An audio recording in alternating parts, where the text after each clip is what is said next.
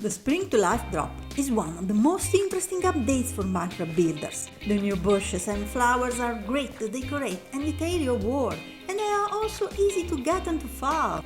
First thing first, you need to find them, so feel free to skip to the farm tutorials if you already have all of them.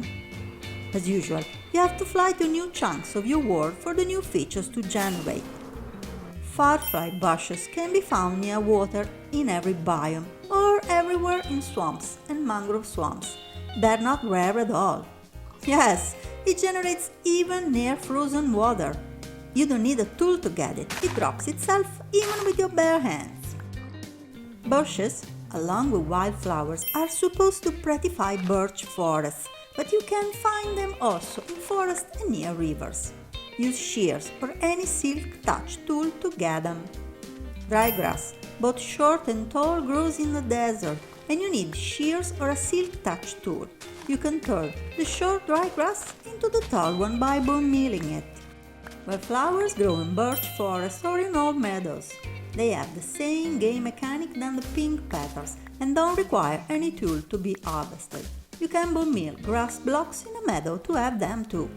Leaf litter grow in massive patches in all forest biomes, but can also be obtained by putting leaves in a furnace. There's no need of tools to break it. Cactus flowers grow in cactus plants, naturally in the desert or everywhere. Can be harvested with your hands or drops themselves when the block below is destroyed, but it will disappear if they fall on a cactus block, as everything else. Welcome to the Creative Lab Spring to Life edition. Let's deal with all the easy farm first, starting with the items on the first row of this board that have similar game mechanics. All the new bushes can be bone milled to get a new one next to the first one. The firefly bush can be broken without silk touch. The short dry grass is a bit different. It grows into the tall one, then it generates a new short grass. My farms will use a dispenser to grow a second bush from the first one, and then I will harvest it. Bushes needs a player, but the farm is very easy. We need a dispenser and an observer, both facing the front of the farm. The observer sends an input to the dispenser, like this. Now we need only the hoppers to catch the bushes and 2 blocks of mud. Mud is not a full block, so a hopper will gather all the drops. You can surround everything with glass blocks and the farm is done. The player should stay here, and when we gather the bush with shears or a silk touch tool, a new one appears. You can use the same farm for the firefly bush, and honestly, this is what I will do in my survival world. This design is functional, cheap and compact. But the firefly bush doesn't need a player, it can be broken with a piston, so we can build a fully automatic farm. Let's start with a switch to turn on and off the farm. Dig this shape. Everything will be clear soon. Put a sticky piston here, connected with redstone. Add a solid block and a lever. Now the observer facing the front. It goes up and down with the lever. Now connect the dispenser with 2 solid blocks and 3 pieces of redstone like this.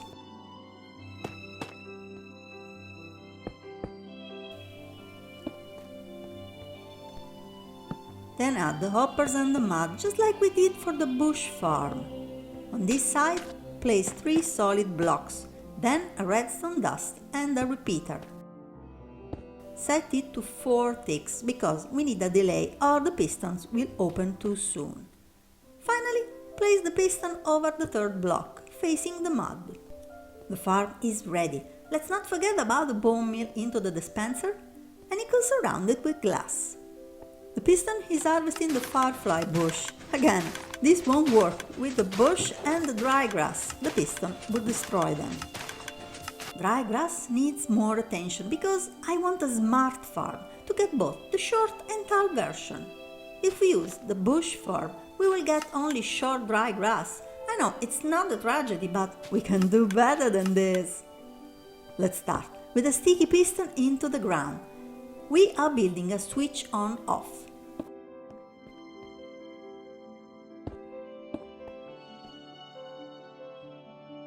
when the sticky piston pushes up the observer, they go on a loop, sending multiple signals to the dispenser like this. Now add another dispenser and connect it to the circuit to boomil the second dry grass and turn it into tall grass. Trust me, and put the lever here. I'll show you why pretty soon. Add the hopper and mud system like in the other farms. Let's not forget to surround all the mud with glass, leaving this gap, and the farm is ready. Just remember, you will need to stay on the red block, not on the barrel. Now the dry grass and the boombil into the dispensers. If I turn it on, flicking the lever on the left, I'm in creative mode, but I could stay here with a silk touch tool getting tall dry grass.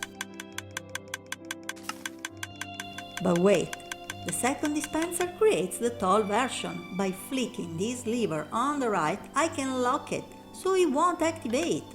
Look, this time I will get short dry grass. I can choose using the lever on the right. One farm to have both tall and short dry grass. I'm running out of spacing in the lab, but I can still squeeze a wildflowers farm here, and then we will move outside for the last two items.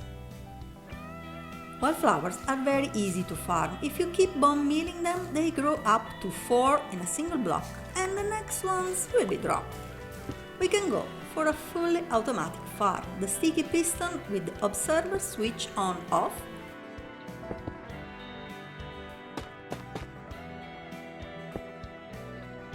the second observer connected to a dispenser, add boomil, and then the usual hopper system under the mud. We need glass, and there it is. You can use the same farm for pink petals and tall flowers. But that's not all. If you have a flower farm in a meadow meant to harvest a specific flower, now you will get a nice amount of wildflowers too. Everyone was worried about cactus flowers breaking the cactus farm. Well, they don't. But wildflowers generation in meadows ruined many of my flower farms. Look at this cornflower farm I used for the blue dye. It drops too many wildflowers and less cornflowers. Let's move outside the lab to handle the leaf litter. You might say, Mima, you don't need a farm. Just throw leaves in your super smelter and that's it. Yes, I might. But let's aim for something fancier, shall we? Imagine growing a tree, a birch tree, with a predictable shape. You can cut the leaves and use the logs to cook them in a rather elegant and self-sustained solution. This is the farm I designed. We harvested logs and leaves from our birch tree, and if I toss them in the barrel, they are separated. Logs are crafted into planks, and then the leaf litter is made in the furnace.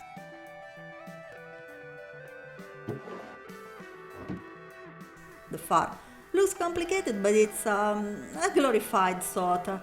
I broke it down into components to show you how it works. First, we need to separate the leaves from the logs, and for this, we can build a regular all-style sorter with the T-shaped circuits. The first one is for the leaves, the second for the logs. The third hopper is an overflow because you can never know. The first sorter sends the leaves down to a furnace, the red block, and the second sorter sends the logs to the left, in a crafter, the yellow block. Let me show you these components in detail.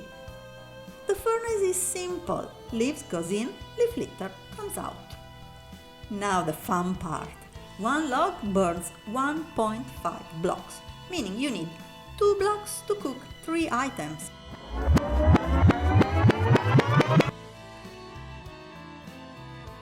But planks have the same burning time. If you craft a log into 4 planks, it will last for 6 items instead of 1.5.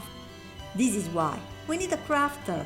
The sorter sends the logs into the crafter that drops the planks into the furnace for a more efficient process. The observers are facing each other in a loop that activates the crafter, as you can see from the blinking light in this corner. And well, this is all you need. I honestly thought that the cactus flower farm was a piece of cake, but it turned out being not so obvious. First thing to know, a classic tattoo farm will never grow a flower. Look at this farm. The cactus can grow, but then meet the fence and it breaks. No redstone required, yay! But cactus flowers have a different mechanic. The fence in that position prevents them to grow. Also, a block placed diagonally does not break a cactus flower, as it does for the cactus block. So I made a couple of experiments. There are a lot of double piston based farms online which works fine, but I wanted a bigger one. We will use a basic flying machine, like this one. 2 sticky pistons and 2 slime blocks, with the observers facing outwards. Remember to stop the machine with obsidian or it will go on like forever. 2 daylight detectors will trigger the observers not twice a day but every time. They change state from 0 to 15 or less, depending on the weather conditions, and then back to 0. Place the daylight detectors right in front of the observers. It doesn't matter how they are set, they will still trigger their observer. This is the farm I designed, and that's the size of the borders. You can easily adjust the size to your needs. The flying machine can handle up to 8 slime blocks, while I used only 5. Just remember that the gathering pool needs to be bigger than the farm to leave room for the flying machine.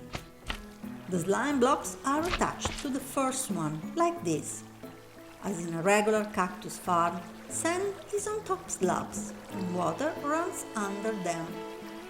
Add eye walls all around the farm, outside of the flying machine reach. You might want to add a bubble elevator to gather the farm output. Now let's do some command magic.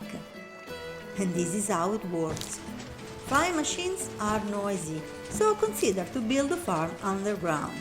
The design is not perfect, because if a flower is pushed on a nearby cactus is destroyed, it's unlikely but it happens. Anyway, the performance is still good. We are done planning. It's time to put together everything we learned and build a huge, functional greenhouse that can house all these farms and even more. Creative Mima, out! Do you remember the huge zoo we built in the last few months? There's an empty area next to it, and this is the perfect spot for our monumental greenhouse. What do you think, buddy? Let's get to work! Since it's a greenhouse, we will need a shulker box full of glass, but nothing that my librarians can handle. And I think that green is the right color. The greenhouse will be full of useful farms, but it will also be tall and gorgeous, like many Victorian greenhouses, and surrounded by flower beds, ponds, and an arboretum of custom trees. The last 2 farms of the tutorial are too big, and I want them to be underground, so I'm building them before covering and leveling the surface. The underground farms won't be visible from above, so I'm going for a modern look, different from the greenhouse, with clean surfaces and bright blocks. The 2 wings of the cactus farm goes into a central stream that ends in a bubble column up to the surface. It's done, and the flying machine is going back and forward every time the light levels change. The flower fountain is nice. Don't worry, I'll pipe it into a hopper. The leaf litter farm is right beside the cactus flower farm, but I'll grow birch trees on the surface to get the leaves. It's finally time to cover up everything, except above the daylight sensors of the cactus farm. They need access to the sky, with only transparent blocks like glass or leaves above them. Both the farms will have input and output from ground level. There's no need to get back in the basement, but I built a maintenance entrance just in case. This is the leaf litter farm. The output from the furnace will be sent in a bubble column up to the surface. And now, let's give a look at the cactus flower farm. The flying machine is already harvesting both cactus blocks and flowers. Let's crack on. Time to build a greenhouse. I'm starting with a walkway of copper grates that will act as a draining system for the irrigation water, but mostly because I like the sound it makes when you walk on it. let's lay the foundations of the greenhouse. It has a main corridor with 2 lateral wings, but it's not entirely symmetrical, as if new holes had been added over time. Alright, this is driving me bonkers. Let's hide everything with foliage. The bubble column can end in this upper, maybe one more block. And the cactus flower farm output is fixed. Glass houses and botanical gardens are one of my favorite attractions every time I visit a city. And there are so many monumental 18th century greenhouses to draw inspiration from.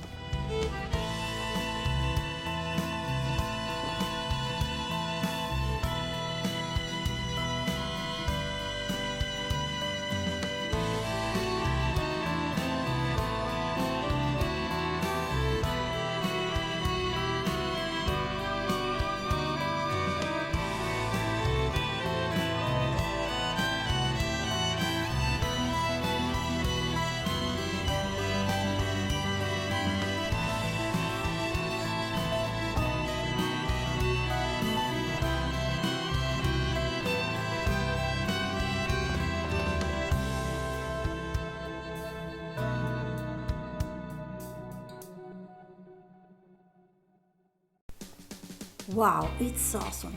It feels so real. There's a lot of space to fill, but I have way too many ideas, both useful and decorative. Look at the main dome with the flag that can be seen from afar. This hall will host the birch tree for the leaf litter farm and more details. And here is the cactus farm output. Then the stairs goes up, and in this section of the greenhouse I will fit all the spring to life new farms.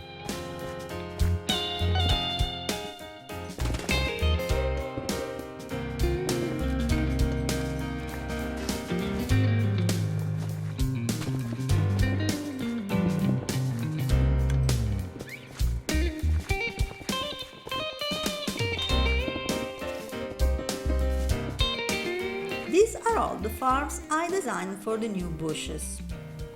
I already showed them in the tutorial. The firefly bush and the bush, which needs silk touch. This is the wildflower farm, and I built its twin sister, a pink petal farm, in front of it. The smart farm from drygrass, smart, because if I flick this lever and turn it on again, it makes short dry grass. But all the farm looks cold. What do you think, buddy? Hey, did you get shy? Let's pretend you agree with me. We need to fill this section with life.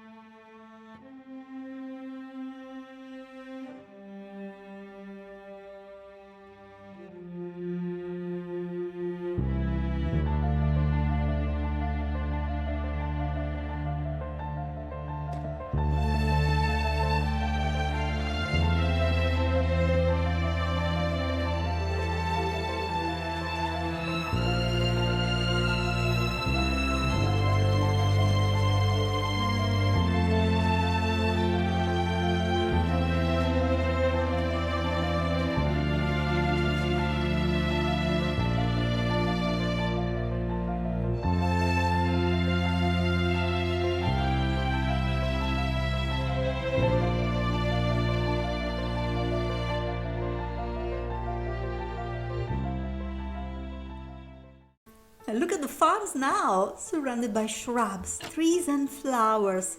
This banner is just a decoration to hide the mud, but you know I like banners, and of course I have designed the complete spring to life set, like the dry grass, tall and short. On this side we have the bush and the firefly bush. It also helps finding the farms. It's time to move to the next section of the greenhouse, the long corridor connected to the underground farms we built before.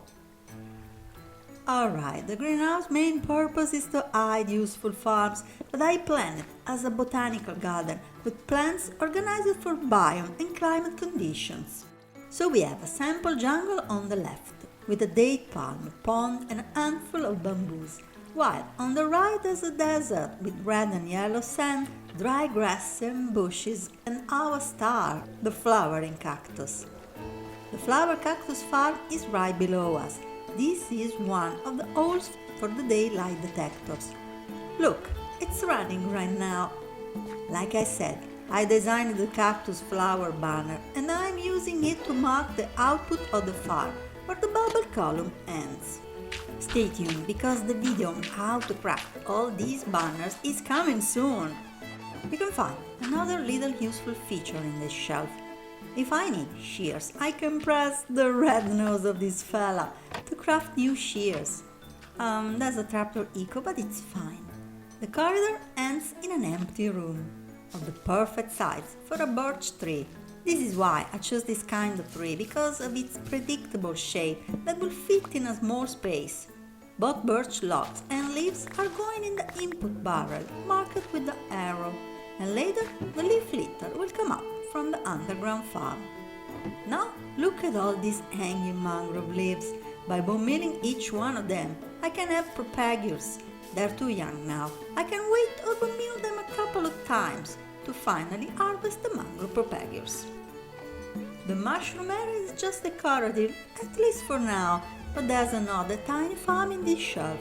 An observer, a dispenser facing a root of dirt, and there's a redstone dust on the spruce plant. If I need hanging roots, they keep growing. In the opposite side of the corridor, I need another useful farm. It will be well hidden, so watch carefully.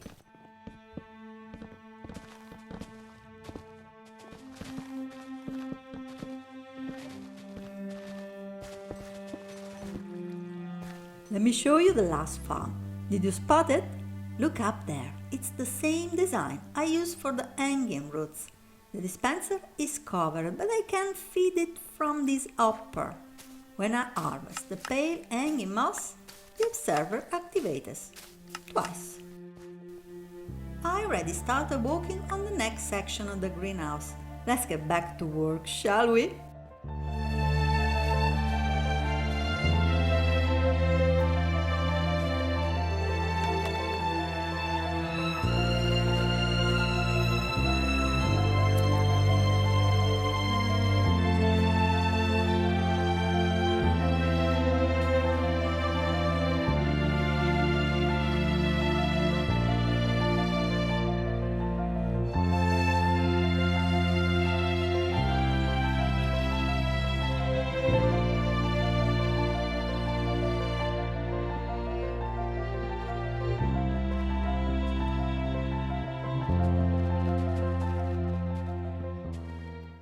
I didn't pack the last wing of the greenhouse with more farms. I could, and I can still use it for tall flowers, sweet berries or crops, but I guess they might introduce new plants to the game, and then I will remove some decorations to make room for useful contraptions, like we did in the first section of the greenhouse, the one we are in now with all the spring to life farms.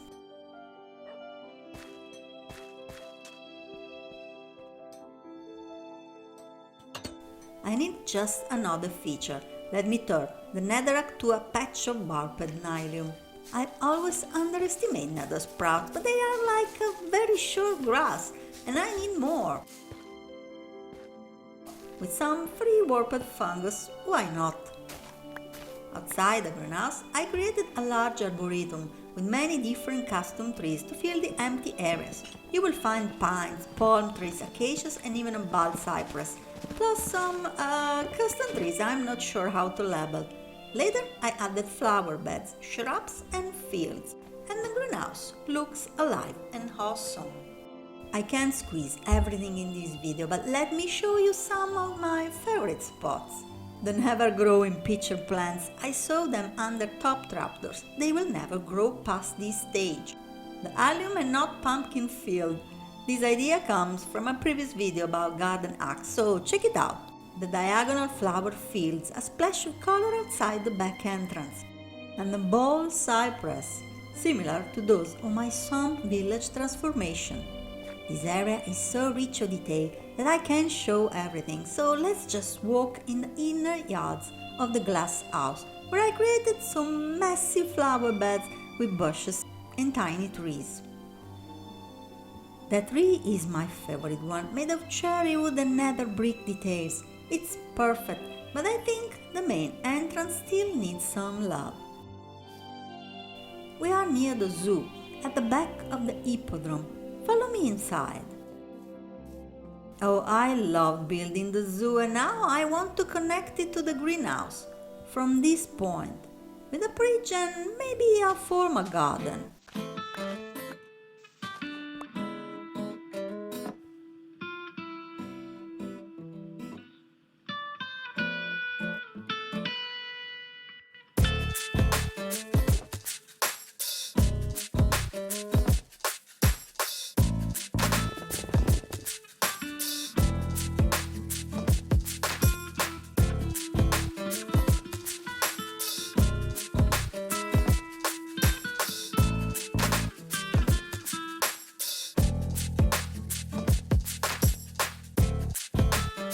Just like the block museum leads to the zoo, now you can reach the greenhouse and the arboretum from the zoo. My goal is for my forever work to be connected and consistent, not a bunch of different projects scattered all over the place.